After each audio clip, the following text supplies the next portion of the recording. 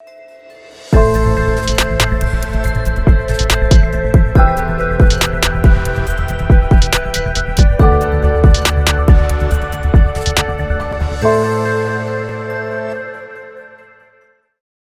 everyone. My name is Mark Schwartz, and I'm an enterprise strategist with Amazon Web Services. In my role at AWS, I meet with leaders of large organizations from around the world. And my name is Mark Schwartz, and I'm an enterprise strategist with Amazon Web Services of digital transformation. So I mean things like cultural change, organizational structure, organizational politics and governance models and investments and things like that. So what I want to talk about today is how those kinds of things impact DevOps and how culture of an organization can change to better accommodate DevOps, how you can think about making investments that involve DevOps, and so on. So I want to take a slightly different angle maybe than we often take when we're talking about DevOps at these conferences. And I'm going to start in maybe a strange place. In order to talk about DevOps, I think we should talk about Napoleon and Napoleon's invasion of Russia in 1812. You might know that I've published 4 books on IT leadership. One of them is this one, War and Peace in IT. And as you can guess from the title, this is actually a sequel to Tolstoy's famous novel called War and Peace. I figure Tolstoy didn't talk at all about digital transformation or DevOps. And the reason is probably that his book was getting pretty long and write more. So I thought I would just fill that gap and finish off what he was writing. Now, you'll note that my book is much, much shorter than his. So it's a more efficient read in many ways. I can only recommend it. But if you have read War and Peace, then you know that the background to the story is Napoleon's invasion of Russia. And let me tell you a little bit of the story as Tolstoy tells it, really. So Napoleon has assembled the biggest army ever. He has 500,000 troops, and they're on the border of Russia. They're actually not all French troops. It's a couple of different groups that he's put together, but it's a very large army, and they advance into Russia. And the Russian army, surprisingly, retreats. And Napoleon's army advances a little further, and the Russians retreat a little further, and this keeps happening. Essentially, it happens right up until they're almost in Moscow. And finally, the Russians dig in, and there's going to be a big fight. The big fight is going to happen at a town called Borodino, where there's a river that the French army needs to cross in order to get to Moscow.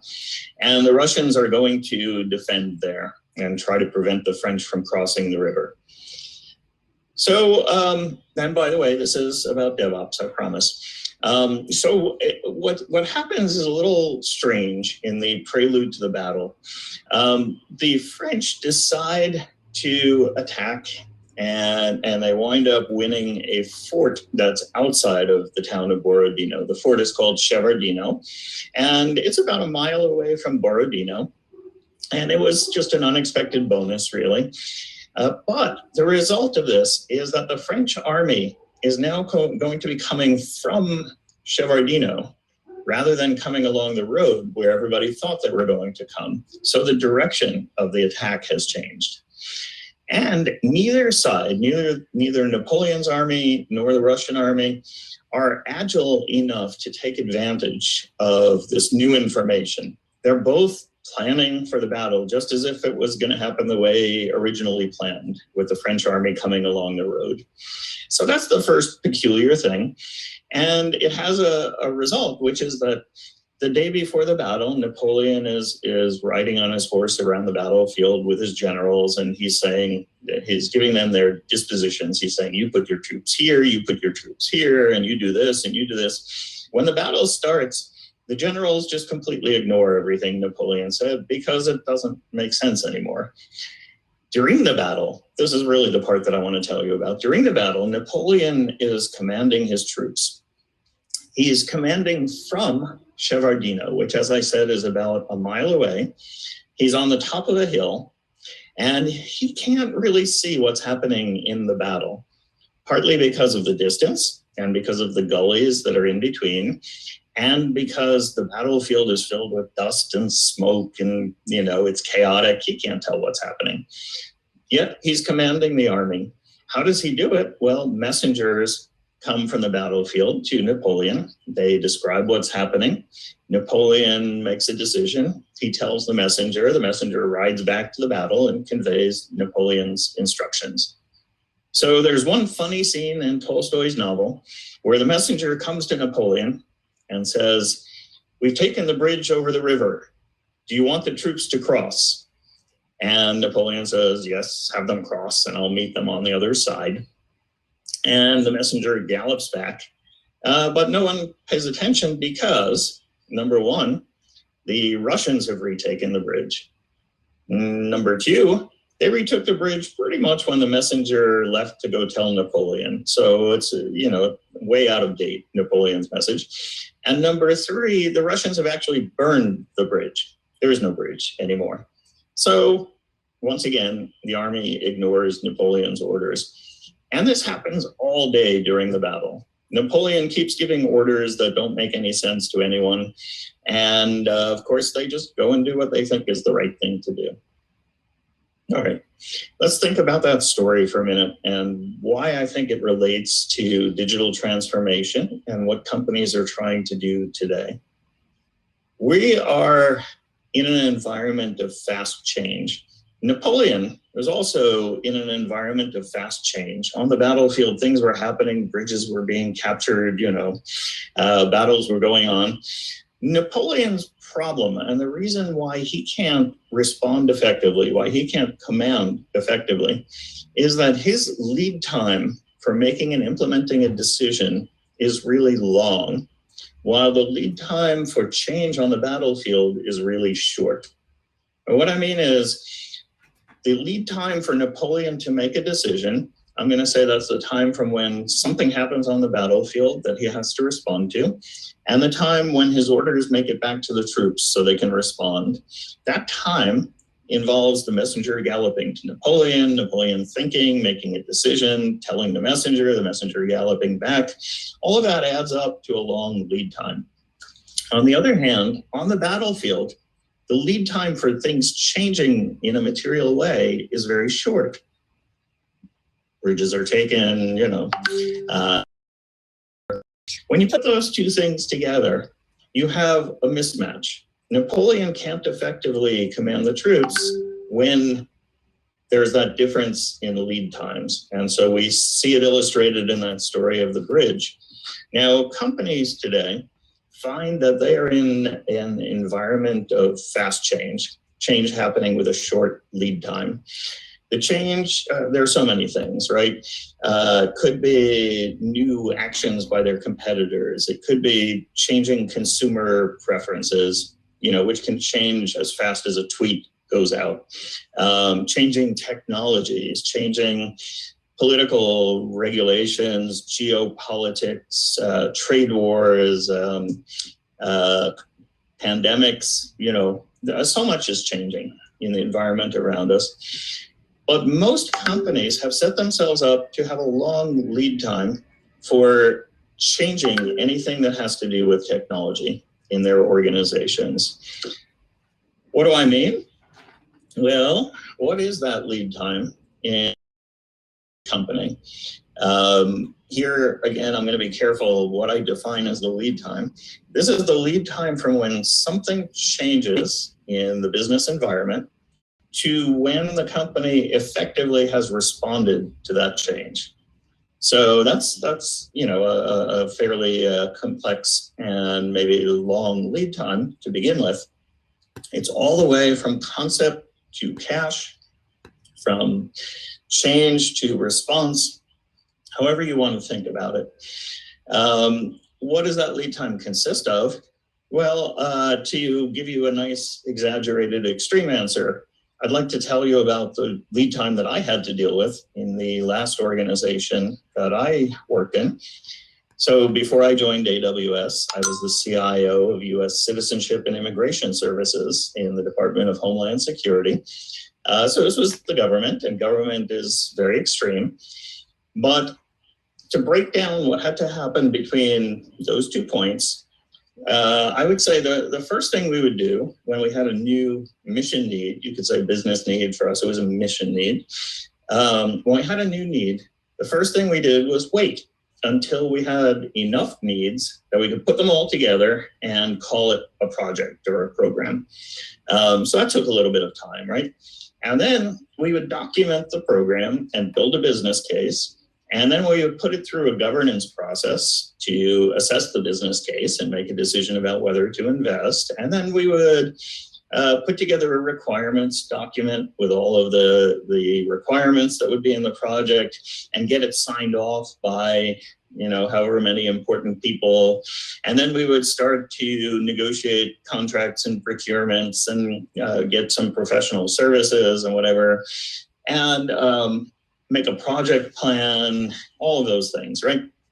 And then finally, we would do a little technology. We would build something using DevOps. And then it would get tested and vetted by a security team. And then there would be some training of users and organizational change management and all that. And then finally, we would release the new capability, whatever it was.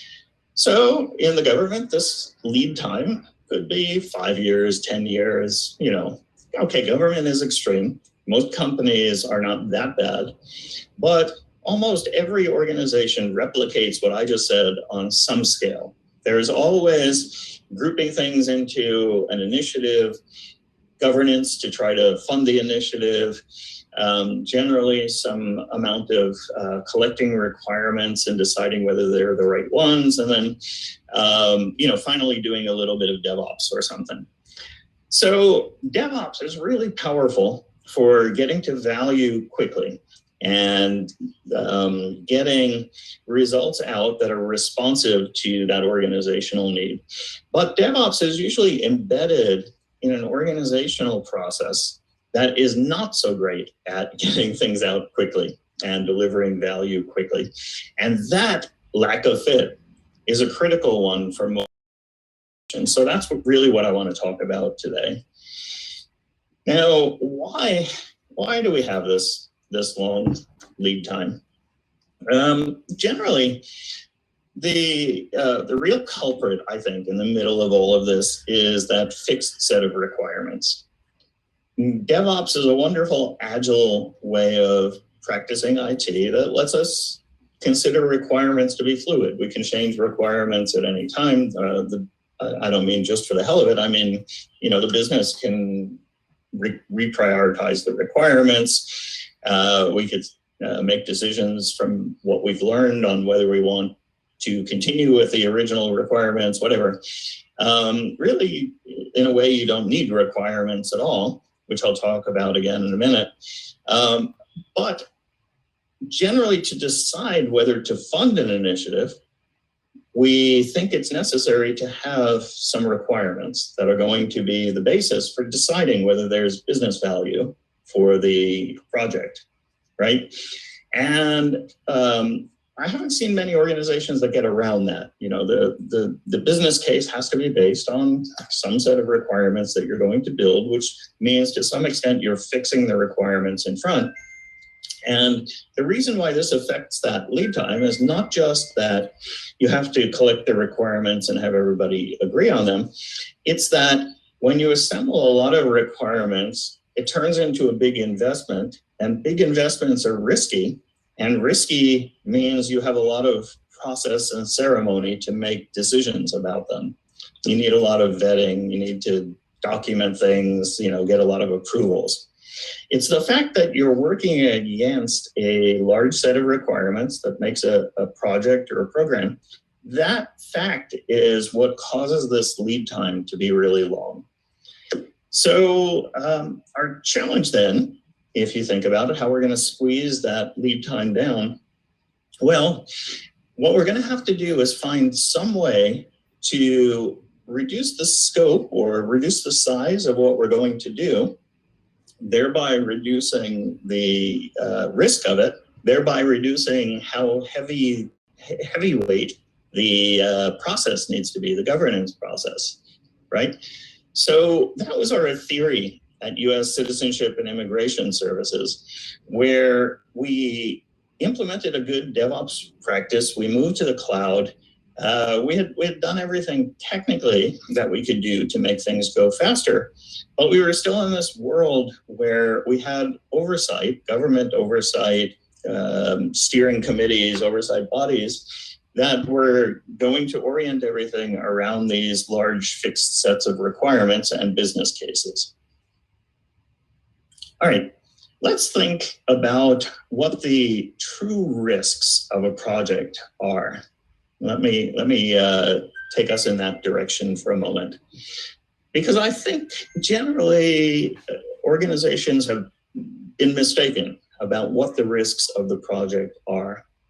So the true risk of an IT project or a project that has a lot of technology component to it, it's not about missing schedule milestones and budgets and stuff like that. The real risk is this: you start with a business objective. There's something you're trying to accomplish by developing an IT capability. The risk is that you won't accomplish that objective, or maybe that you'll spend more money than necessary to accomplish that objective. Now think about that, right?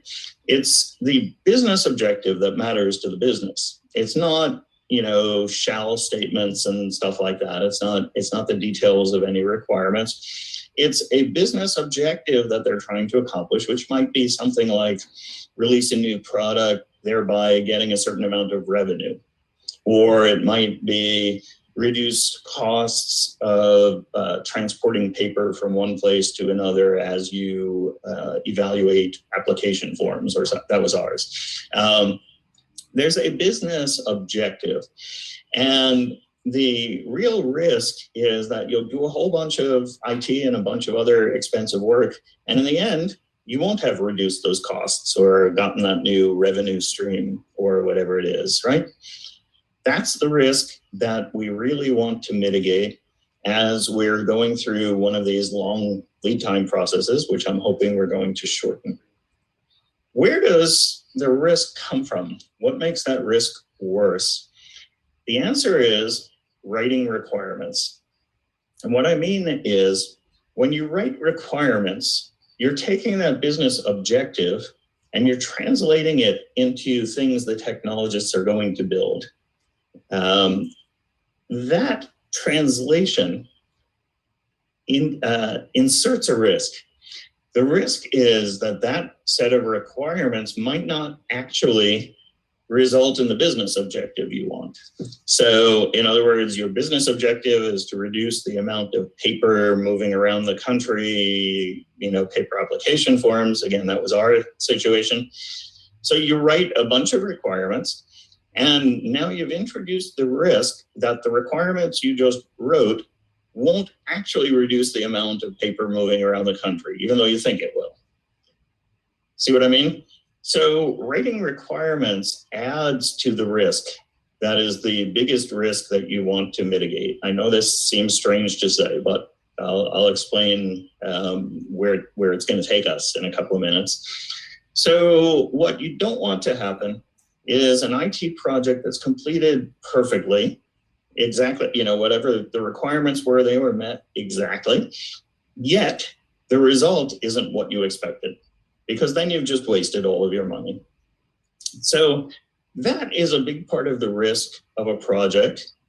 And you might question me on this. You might say, well, does that ever happen?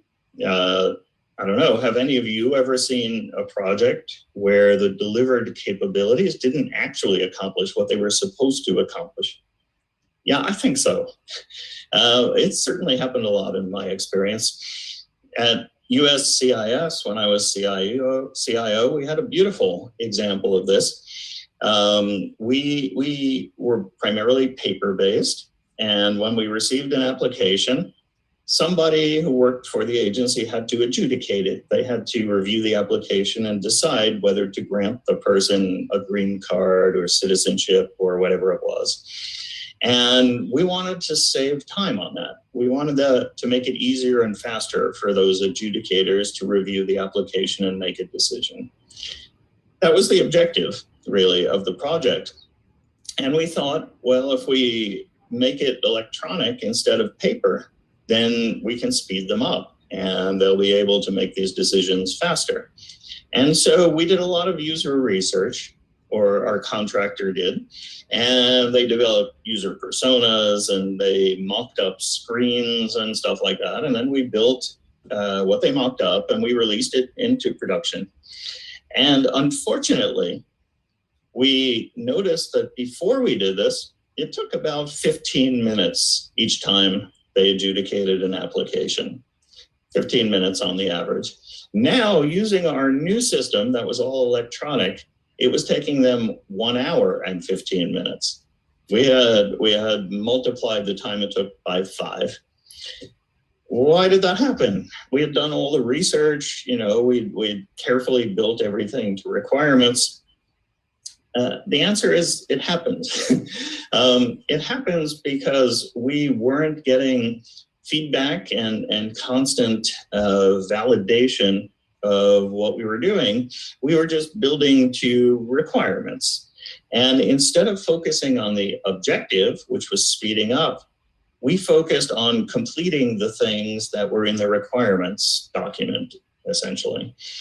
Now, when I sat down and I watched the adjudicators do their process, I realized very quickly what was wrong. I watched them write, they would look at one screen, they would write down on a sticky note what was on that screen, they would put it somewhere, they would do the same thing with another screen, and then on a later screen, they would take the sticky note and retype what was on the sticky note. It was crazy stuff like that. That was just going to slow them down. But the point that I'm trying to make really is that they had executed the requirements perfectly, but they had not gotten the business objective right, which, as I said, is I think, a large risk in any large project.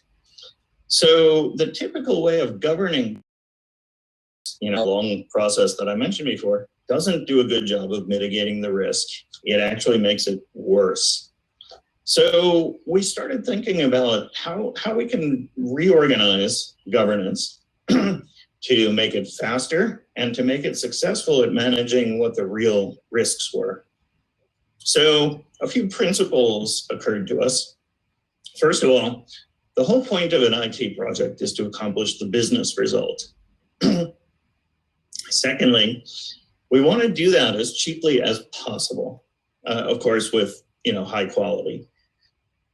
We want to do it as soon as possible, and we need to manage the risk of, the risk of spending money and not accomplishing the business goal. Now, given that set of principles, think about what a business case really needs to look like. The business case really is the business objective versus how much you think you're going to spend to accomplish that business objective. That's all that matters in a business case. Requirements and all the documentation that I talked about before, they're not relevant to your business case decision. Your business case decision is, here's a new project that's going to give us $10 million a year in additional revenue. We think it's going to cost us $10 million to develop. So is it worth spending the $10 million to develop to get $10 million a year in revenue going into the future? That is the only decision that a governance body needs to make. That's all that's relevant. It doesn't matter how you build that product. It doesn't, what programming language you build it in, none of that matters. It's just it's a financial question. You might, let me just take a little digression for a second here. I said the business case is, it's going to get us about $10 million a year in revenue, and we'll need about $10 million to develop it. You might be a little worried about the way I keep saying about $10 million, to develop about $10 million in revenue. Because obviously business cases need to be more precise than that, right? No, actually.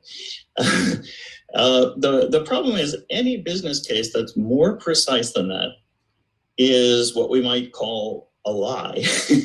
The reason why I say that is business cases, when you build a business case, you don't know what the results of your project are going to be, right? They're estimates, they're predictions about the future. Estimates always should come with what's called a confidence interval in statistics. You are really estimating it's going to bring us $10 million a year in new revenue, plus or minus $2 million a year to be within 80% confidence, something like that. If you are honest with yourself about what an estimate is and a projection that's in a business case, that's what it would sound like, right? And the cost is going to be $10 million plus or minus $3 million to be within a 70% confidence range. So it's important how big your confidence range has to be. And the more uncertainty you have in your environment, the wider your confidence interval really needs to be. So instead of saying it's going to bring us $10 million a year in revenue plus or minus $2 million to be 90% confident, the more uncertainty we have in the environment, the more we're going to have to say things like it's going to bring us $10 million a year plus or minus dollars to be within 30% confidence. My point is that confidence interval gets very wide if you're going to be honest with yourself. So trying to put together a business case that's much more exact than that is troubling because it probably means you're not being really honest with yourself.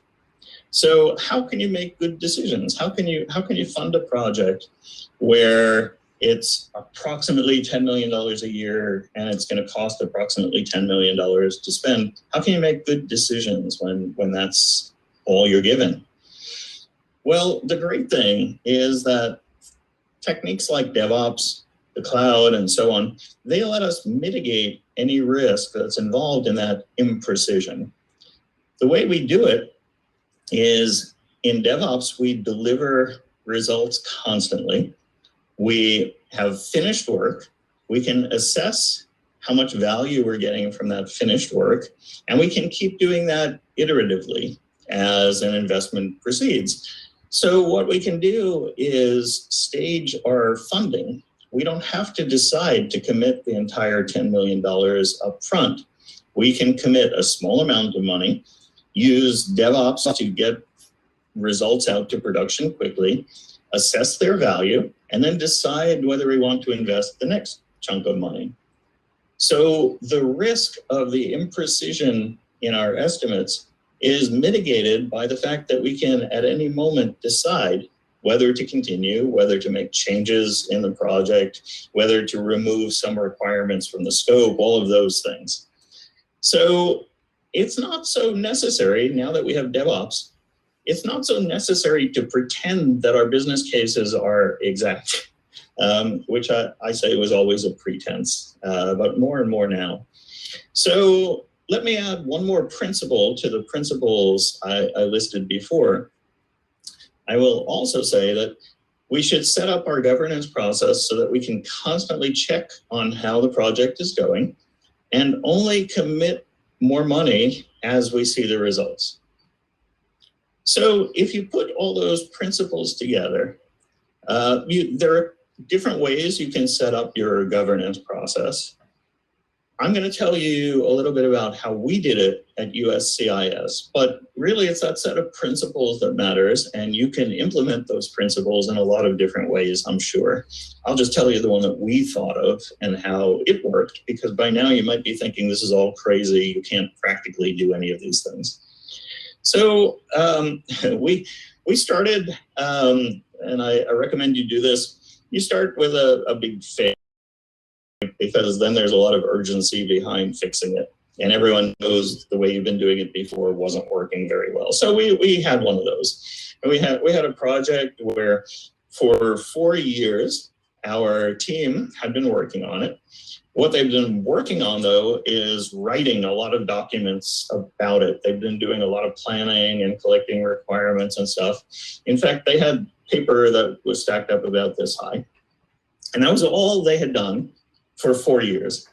And we realized that that was not good. And everyone agreed with us. So we decided to try a different approach. And here's how we did it. Instead of, we threw out the requirements, right? We had the big stack of requirements, 83 capabilities that were mapped into 300 features, you know, I don't know, that was the way we were doing it at the time. And now we said, no requirements, forget that. Instead, let's talk about what our business objectives are. And we realized that the project really had 5 important business objectives. And I'll tell you the first few just so you get a feel for it.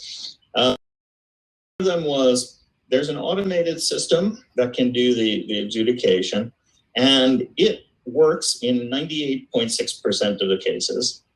We knew we had to get that closer to 100%. So that was the first business objective. The second one, the remaining cases where the automated system couldn't do it, those had to be done by a human being. And a human being could do about 70 of these cases per day. So we said, we need this to be higher to meet our business goals. So we said, let's try to get it more towards 100 cases a day. So that was our second business objective. Our third business objective was companies sign up to use this the old system, actually. And we found that when companies sign up for it, about 40% of the companies that start the sign-up process finish it. This is like a shopping cart abandonment problem that you often have in retail, right? They put this into their shopping cart and then they don't check out.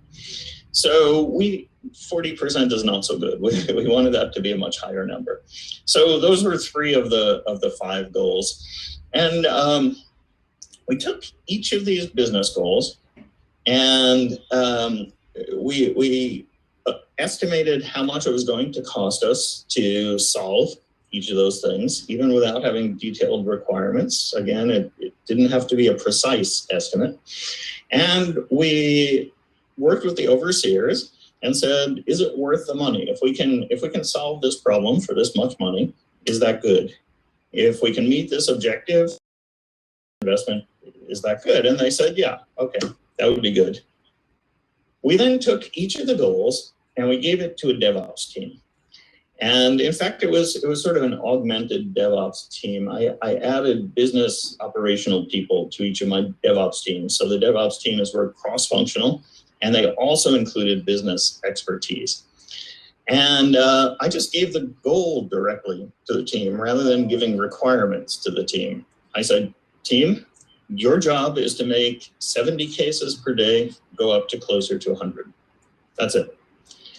And then we did a little exercise with each of these teams. And it's called impact mapping. Gojko Ajic created this framework, and I find it very useful. But basically, the idea was to brainstorm on possible ways that we could achieve the business outcome. So that team had, get 70 cases a day to 100. We did this impact mapping brainstorming session with management and the team and other stakeholders to get some ideas on the table for how they might get there. And then we said to the team, your job is to get that number closer to 100 instead of 70. Here are some ideas that you worked with us to brainstorm. You can use these ideas or not use them. It's up to you. You go right ahead and do whatever you think is best to solve this business objective. But a couple of conditions. The first one is don't do anything that doesn't directly help accomplish this goal. Don't build a bunch of features that aren't going to get us from 70 cases a day to 100. That's the way we controlled scope creep, essentially. And we said, you have a DevOps environment. You can start deploying code to production today, tomorrow. And here's a dashboard that measures the number of cases per day. So we think tomorrow you should be able to start making this number of cases per day go up. And maybe not tomorrow, but within a couple of days, we should start seeing an impact, an actual business impact that's measurable. So do it. Do what you think you need to do. And every 2 weeks, we're going to meet with you. And we'll look at the dashboard together and see how you've done. And if you have impediments in your way, please raise them. And we, management, will try to find a way to get them out of your way. And just make sure that you're doing things that you think will make this number go up. And we'll just watch it together and, celebrate as we're successful. And so every 2 weeks, we met with the team. And every 1 month, we went back to the oversight committee. And we told them the results we'd gotten so far. So maybe the first time, I don't remember the exact numbers, but maybe the first time we went back to them, we said, you know how it was 70 cases a day last month?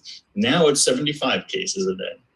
And then the next month we said, look, now it's up to 80 cases a day. And then the next month, maybe 83 cases a day. I don't know, something like that. And when we went from 70 to 75, we said to the oversight body, we recommend that we continue investing in this project because we're getting a good return from every dollar we spend with this team doing this. And do you agree? And the overseer said, yes, that makes sense. Let's keep going. With some of the goals, we noticed that we were plateauing on our results. So especially that shopping cart abandonment problem. Before, we had a 40% success rate. And now it went up, and then it got stuck at some point. The team just could not figure out a way to get a higher percentage of the applications finished. So we discussed it, and we put our heads together to try to think of things that they could try. And they did, and it just wouldn't budge. So when we reported back to the oversight committee, we said, here's what's happening. We've gotten it to 60%. We can't make it move. We recommend that we stop investing in this goal. Let's just stop right here because we've gotten it as far as we're going to be able to get it. And we don't want to waste any money on this.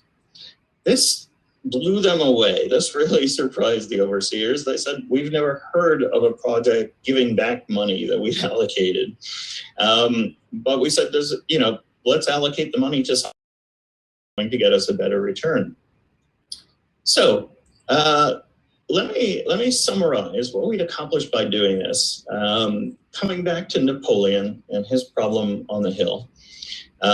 Napoleon had this long lead time that made it hard for him to respond to changing circumstances. We did too. We had spent 4 years, just preparing essentially without doing anything on this project. We knew we were going to have to shrink that lead time. We shrank it to about 2 weeks. In that once we had that agreement with the overseers that it was worth making the investment, we already had our DevOps tool chain set and all of that. And we actually started work on the project 2 weeks later.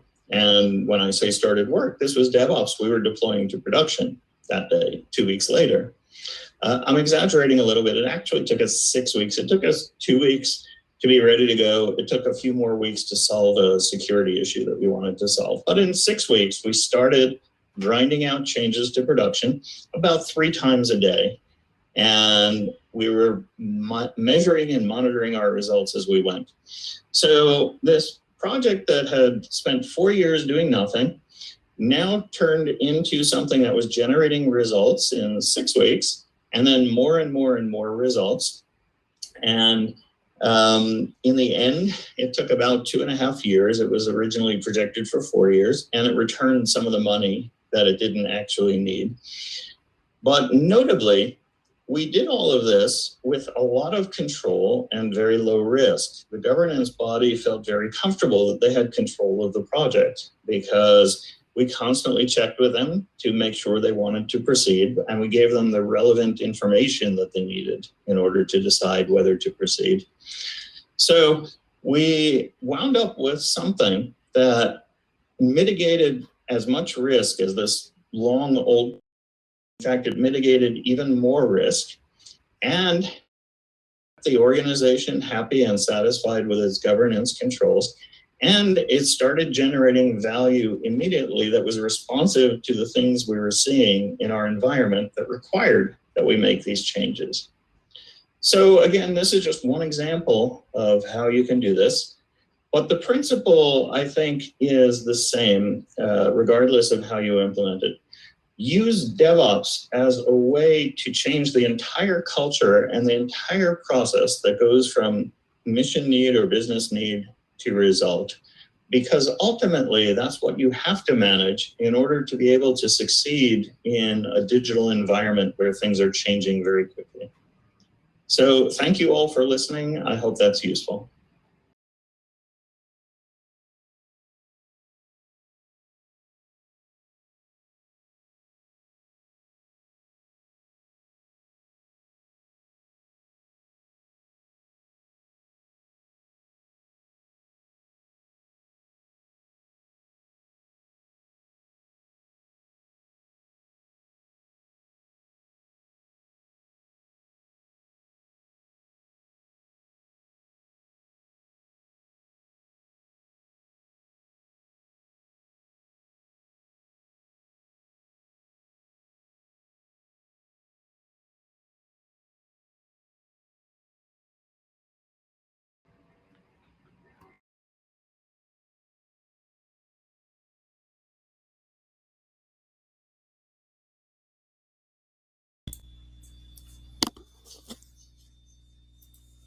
Ok, bueno, agradecemos a Mark Schwartz por su ponencia, por ser el keynote en esta versión de DevOps Days. Ahora vamos a dar el espacio comercial para nuestro sponsor o patrocinador LifeRate. Así que adelante, creo que está ya Alexander Sánchez en línea, que nos va a compartir alguna información de esta compañía. Adelante, Alexander.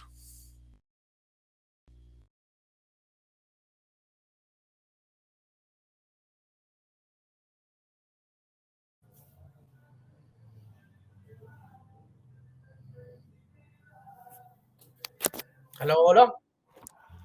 Hola, ¿cómo están? Mi nombre es Alexander Sánchez. Soy el representante de LifeRate en este momento. ¿Me escuchan bien? Espero que sí. Antes que nada, agradecerle el espacio y agradecerle el evento. Pues un evento bastante organizado de DevOps Day. Principalmente, quería comentarles que pasen por el stand para que conozcan de LifeRate, los que no conocen de LifeRate. LifeRate es una plataforma de experiencia digital que se enfoca en poder crear experiencias digitales en diferentes tipos de sitios, en diferentes tipos de plataformas. La idea principal es que puedan conocer de parte de nosotros. Nosotros también trabajamos con muchas de las tecnologías de DevOps. Tenemos DXP Cloud, maneja toda la parte de integración continua y muchas cosas interesantes. Manejamos toda la parte de, bueno, software como Jenkins y otros que les ayudan a agilizar los procesos de negocio en las compañías, ¿ya? LifeRate es una empresa que ha venido creciendo año tras año. Somos líderes en Gartner como plataformas de experiencias digitales. Para los que nos conocen, estamos en Gartner desde hace 7 años ya, siendo líderes de una gran plataforma. Entonces, la idea principal es que hablen con nosotros para que también participen. Se me estaba olvidando. Tenemos un asistente de voz de Google que estamos rifando. Entonces, para que también vayan al stand y puedan, por favor, inscribirse y tener contacto con nosotros. Eso es para que, bueno, puedan ganarse ese tan codiciado. Hasta yo lo quiero. Bueno, ustedes saben que en este mundo, pues, ya todo es por sistemas de voz. Como les decía, LifeRate tiene su lanzamiento de su nuevo producto, LifeRate 7.4, en la nube de DXP Cloud y principalmente podemos agilizar esos procesos de negocio que ustedes tienen en cada una de sus compañías. Y también a los desarrolladores, los invito también a que pregunten. Hay tecnologías interesantes que les hacen mucho sentido y que pueden evolucionar dentro de sus empresas y pueden trabajar con ellas. Les agradezco mucho el tiempo, pues es un tiempo muy corto y bueno, pues nada, estaremos ahí presentes para poder ayudarles. Un abrazo, cuídense.